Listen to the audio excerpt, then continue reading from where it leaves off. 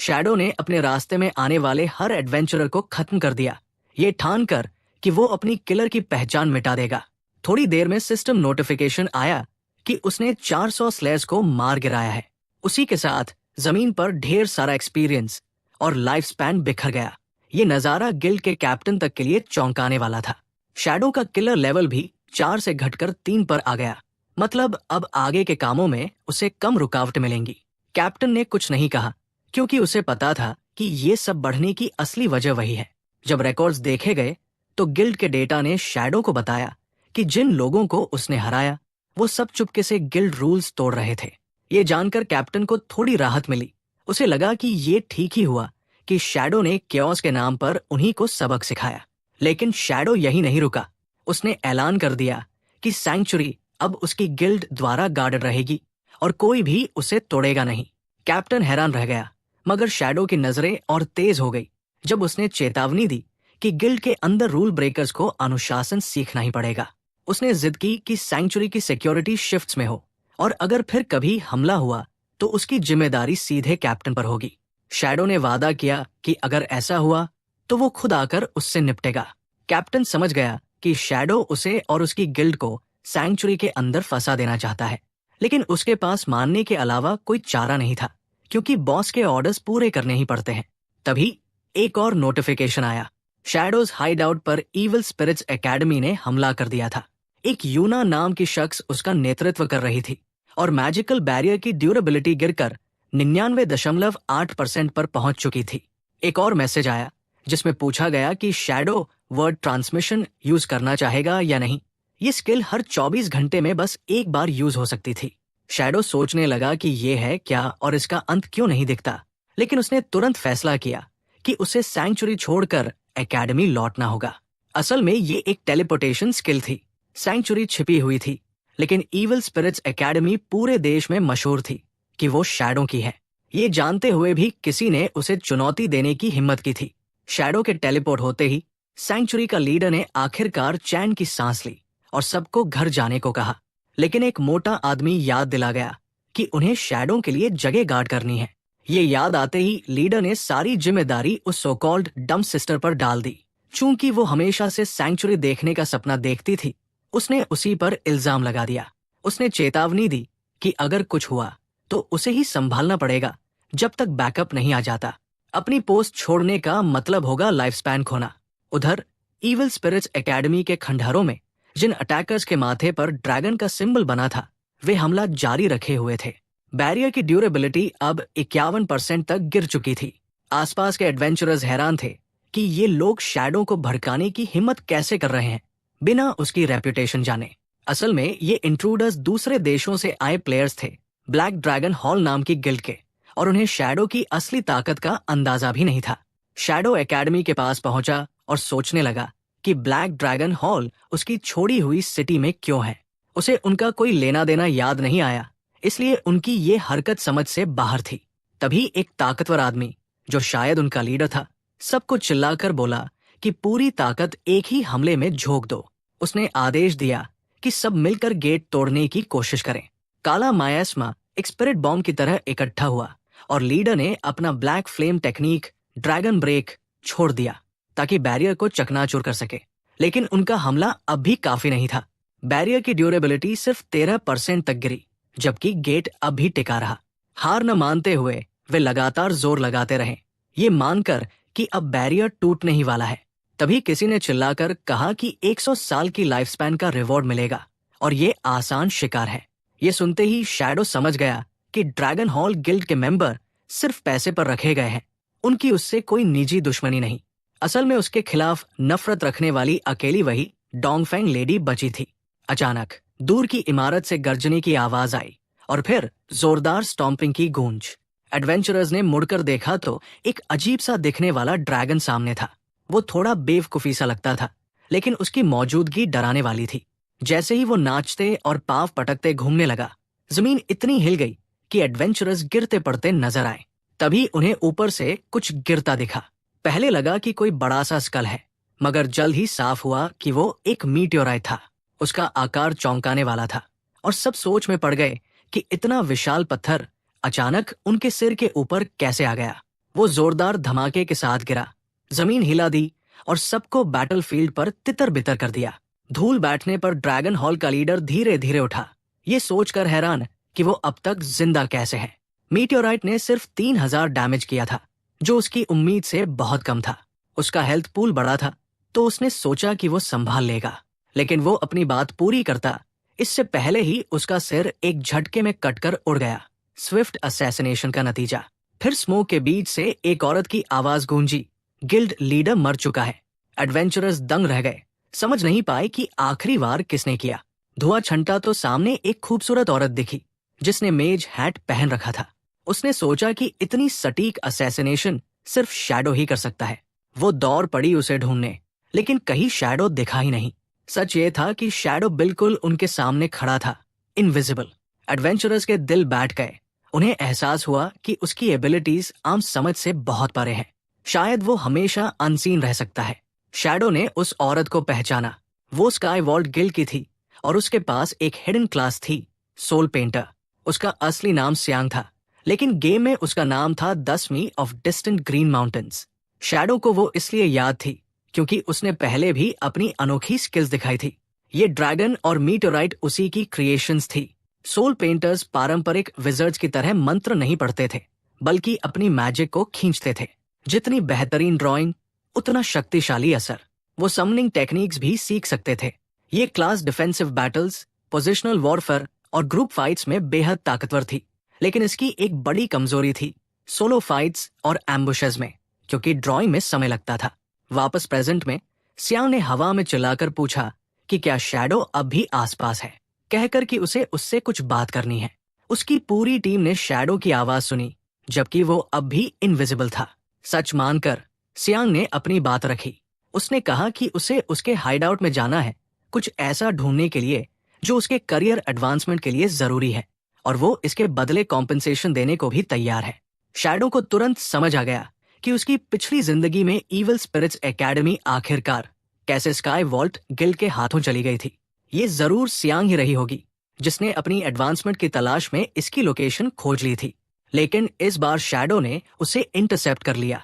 Guild का president old यांग कभी बहुत सीरियस प्लेयर हुआ करता था, मगर बाद में रिटायर होकर अपनी पोती के साथ गेम स्ट्रीमिंग करने लगा। 73 साल की उम्र में भी वो ऑनलाइन काफी मशहूर था, और चूंकि सियांग ने बचपन में ही अपने पिता को खो दिया था, वो उसे हमेशा लाड़ प्यार से रखता था। दोनों अक्सर साथ खेलते थे। गॉड फॉरसेकन आने के बाद यांग का अवतार फिर से स्पॉटलाइट में आया और उसने स्काई वॉल्ट गिल्ड की नींव डाली। उनकी लीडरशिप में गिल्ड ने इविल स्पिरिट्स एकेडमी पर कब्जा किया और बाद में ज़ा एम्पायर की टॉप 10 गिल्ड्स में शामिल हो गई। शैडो उन्हें इसी वजह से अच्छे से जानता था और वो अंदर ही अंदर सियांग की प्रशंसा भी करता था। असल में अपनी पिछली जिंदगी में वो उसकी लाइव स्ट्रीम्स अक्सर देखा करता था। ये सोचते ही अब वो हल्का सा शर्मिंदा हो गया। बिना देर किए उसने एकेडमी का हिडन एंट्रेंस खोला और उसे अंदर आने का न्योता दिया, ताकि दोनों आमने सामने बात कर सकें। अचानक प्रकट हुए दरवाजे को देखकर सियांग और उसके साथी हैरान रह गए, समझ ही नहीं पाए कि अंदर जाना चाहिए या नहीं। सीन फिर इविल स्पिरिट्स एकेडमी के अंदर शिफ्ट हुआ। शैडो सिंहासन पर बैठा अपनी फेवरेट स्ट्रीमर के सामने अपने यूजुअल सीरियस एक्सप्रेशन को बनाए रखने की कोशिश कर रहा था। उसने सीधा सियांग से पूछा कि वो उससे सीधे मिलना क्यों चाहती थी। सियांग ने समझाया कि उसका प्रोफेशन सोल पेंटर है और अपने लेवल और प्रोफिशिएंसी बढ़ाने के लिए उसे खास मटेरियल्स चाहिए।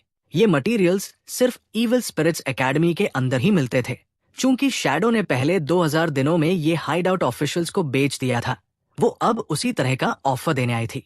उसके प्रोफेशन की रिसोर्सेज पर बहुत निर्भरता थी, इसलिए वो एकेडमी को शैडो से खरीदना चाहती थी।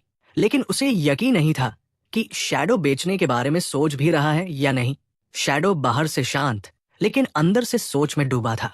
उसे पता था कि स्काई वॉल्ट जैसे गिल्ड का इतनी जल्दी हजारों साल की लाइफ स्पैन इकट्ठा कर लेना मामूली बात नहीं।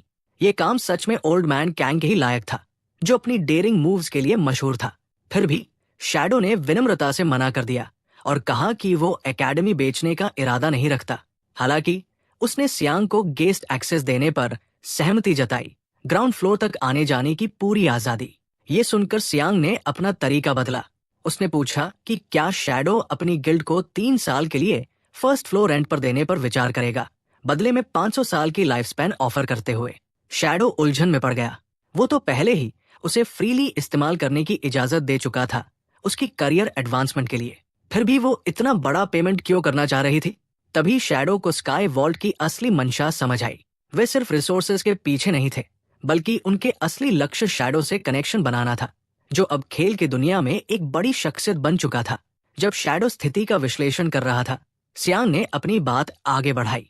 अपनी सिंसियरिटी साबित करने के लिए उसने ऑफर किया कि वो उस गिल्ड को पूरी तरह खत्म कर देगी जिसने शैडोज हाइडआउट पर हमला किया था, बिना कोई निशान छोड़े।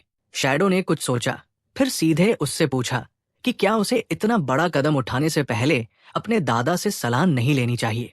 आखिरकार किसी गिल्ड पर खुला हमला करना जल्दी ही वोर तक पहुंच सकता था।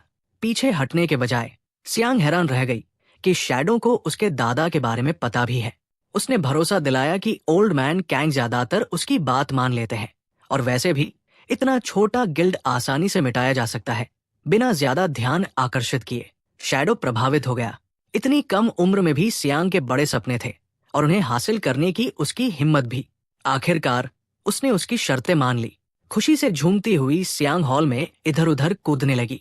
कॉन्ट्रैक्ट साइन होते ही सिस्टम नोटिफिकेशन आया कि शैडो को 500 साल की लाइफ स्पैन मिल चुकी है। शैडो ने सियांग को समझाया कि इविल स्पिरिट्स एकेडमी का ग्राउंड फ्लोर उनकी गिल्ड के इस्तेमाल के लिए बिल्कुल फ्री है। भले ही वहां नुकसान हो जाए, बस इतना ध्यान रहे कि पूरी इमारत को कोई खतरा न पहुंचे। ये सुनकर सियांग मुस्कुराते हुए पलटी, अपनी जीत का ऐलान किया और हंसते हंसते शैडो को हाथ हिलाकर बोली कि उनकी गिल्ड अब उसे और परेशान नहीं करेगी। अंदर ही अंदर शैडो पूरा लाल पड़ चुका था। अपनी फेवरेट स्ट्रीमर से आमने सामने मिलना उसे अविश्वसनीय लग रहा था, और वो अपनी स्ट्रीम से कहीं ज्यादा जीवंत थी। लेकिन उसने खुद को जबरदस्ती शांत किया, क्योंकि उसे असली काम पर ध्यान देना था। इक्विवेलेंट एक्सचेंज का कूल डाउन खत्म हो चुका था और वो इसे दोबारा इस्तेमाल करना चाहता था। इक्विवेलेंट एक्सचेंज ऐसे काम करता था कि तुम एक आइटम सैक्रिफाइस करते हो और उसके बदले में बराबर वैल्यू का कोई रैंडम आइटम मिलता है। बिना हिचक शैडो ने अपना इंटेलिजेंस ट्रेनिंग बुक सिस्टम में डाल दिया। बदले में उसे एक एमरल्ड लेवल वेपन मिला, क्रिम्सन ब्लेड। ये एक शानदार डैगर थी, स्लीक डिजाइन वाली। इसका मेन रंग था नीला, जिसमें क्रिम्सन डिटेल्स उभरे हुए थे। ब्लेड कॉन्डेंस्ड ब्लड एनर्जी से भरा हुआ था और क्लोज कॉम्बैट में 4800 बेस डैमेज करता था। ऊपर से ब्लड एलिमेंटल इफेक्ट से और भी बढ़ा हुआ। दुश्मन की हेल्थ जितनी कम होती, अटैक उतना मजबूत हो जाता। अगर दुश्मन की हेल्थ 30% से नीचे गिर जाए तो अटैक में 200% तक एक्स्ट्रा पावर आ सकती थी। और भी खास बात, हर वार के साथ क्रिम्सन ब्लेड उतना ही हेल्थ रिस्टोर करता जितना 200% डैमेज हुआ हो, और अगर हीलिंग एक्स्ट्रा हो जाए तो वो शील्ड में बदल जाती।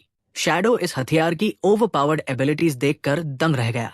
सबसे बड़ा सरप्राइज उसे तब मिला जब उसने वेपन का स्पेशल मूव देखा, एक लिमिट ब्रेक। जब ये चार्ज हो जाता तो ये एक डेवस्टेटिंग फिनिशिंग अटैक छोड़ सकता था, जिसमें सिंगल टारगेट पावर बेहद खतरनाक थी।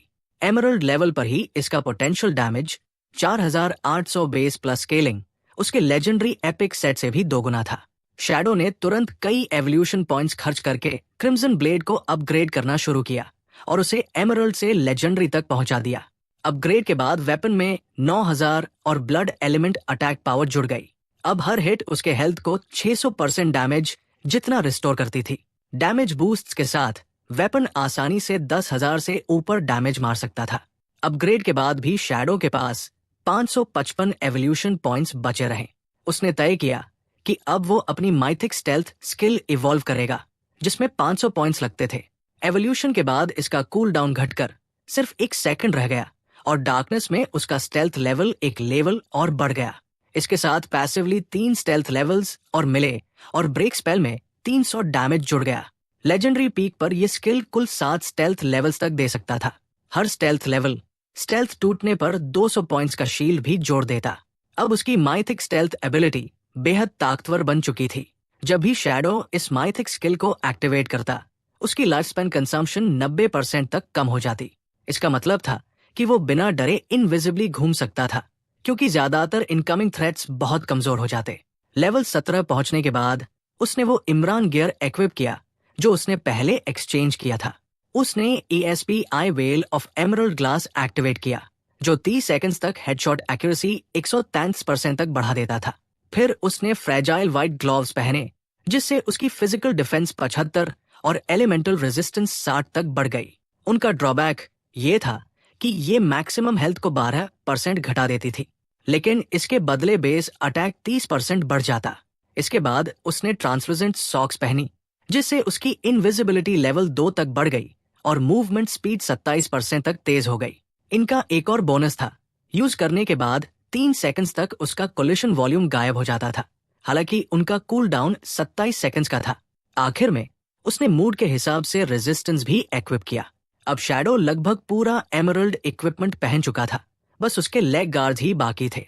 लेकिन जब उसका पूरा गियर बाहर से दिख रहा था, तो उसके चमकीले रंगों की वजह से वो किसी मॉडर्न डांसर जैसा लग रहा था, न कि किसी सीरियस असैसिन जैसा। उसके जैसे इंसान के लिए ये बड़ा ऑकवर्ड और मजेदार नजारा था। क्योंकि उसे लो लेवल गियर का लुक बिल्कुल पसंद नहीं था, उसने वापस अपना शैडो क्लास अपीयरेंस चुन लिया, जिसमें उसका सारा इक्विपमेंट छुप गया और उसकी पुरानी डिग्निफाइड लुक लौट आई। अब उसने अगला हिडन लोकेशन कॉन्कर करने का इरादा किया और वहां निकल पड़ा। फिर सीन रियलिटी में शिफ्ट हो गया। मैजिक सिटी के सबर्ब्स में एक बड़ा जीप एक और भी बड़ी मैंशन के बाहर आकर रुका। उसमें से एक भारी भरकम आदमी उतरा। एक सोल्जर ने उससे पूछा कि इस बार वो कितने लोग वापस लाया है। उसने जवाब दिया, 4। सोल्जर हैरान हुआ कि इतने कम लोग क्यों। बली आदमी ने समझाया कि अब लाइफ स्पैन बेचने के लिए तैयार लोग कम होते जा रहे हैं, इसीलिए सेलर्स ढूंढना मुश्किल हो गया है। जीप से 4 लोग बाहर निकले। वो खुद, एक साथ दिखने वाला आदमी काले चश्मों के साथ, एक गंभीर चेहरे वाला आदमी और एक छोटी सी रहस्यमयी लड़की। मैंशन को देखते हुए उन्होंने टिप्पणी की कि ये कितनी अमीर लग रही है। बली आदमी बड़बड़ाया कि उसे अंदर बैठने भी नहीं दिया जा रहा, जबकि बाकी लोग मान बैठे कि शायद इस घर की मालकिन उन्हें गरीब समझकर नीचा दिखा रही है। सीरियस आदमी चिढ़ गया और बोला कि चलो किसी और बायर को ढूंढते हैं। इस बीच सोल्जर मन ही मन सोच रहा था कि उन्हें जल्द ही अपने फैसले पर पछताना पड़ेगा। कुछ देर बाद डोंगफेंग लेडी वहां आ गई। उसके साथ एक साइकोटिक लड़का भी था। बिना पैसों की कोई बात किए उसने सीधे आदेश दिया कि चारों अपनी लाइफ स्पैन को लाइट ऑर्ब्स में बदलें और जमीन पर फेंक दे। बर्ली आदमी हैरान रह गया। उसे लगा वो मजाक कर रही है। अभी तक पेमेंट की बात भी नहीं हुई थी, तो वो क्यों अपनी लाइफ स्पैन दे। लेकिन उसने ठंडे लहजे में आदेश दोहराया, अगर जिंदा रहना चाहते हो तो तुरंत लाइफ स्पैन गिराओ और निकल जाओ। तभी मैंशन से दर्जनों सोल्जर्स बाहर निकल आए। बंदूकें उठाए चारों पर तान दी। गूफी दिखने वाला आदमी अचानक गंभीर हो गया और सोल्जर्स से भिड़ गया। सबको हैरानी हुई जब उसने उन्हें आसानी से हरा दिया और बिना झिझक काट गिराया। तभी पता चला कि वो एक हिडन क्लास यूजर है, बग मैनिपुलेटर। उसकी एबिलिटीज उसे कीड़ों को पालतू बनाने, लेवल अप करने और उन्हें स्किल्स और गियर इक्विप करने की ताकत देती थी। अब लाइफ स्पैन देने के बजाय इस ग्रुप ने डोंगफेंग लेडी को ही लूटने का फैसला कर लिया। उसी समय वो रहस्यमयी लड़की भी अजीब बर्ताव करने लगी, जिससे लगा कि उसके पास भी किसी तरह की साइकोटिक शक्ति है।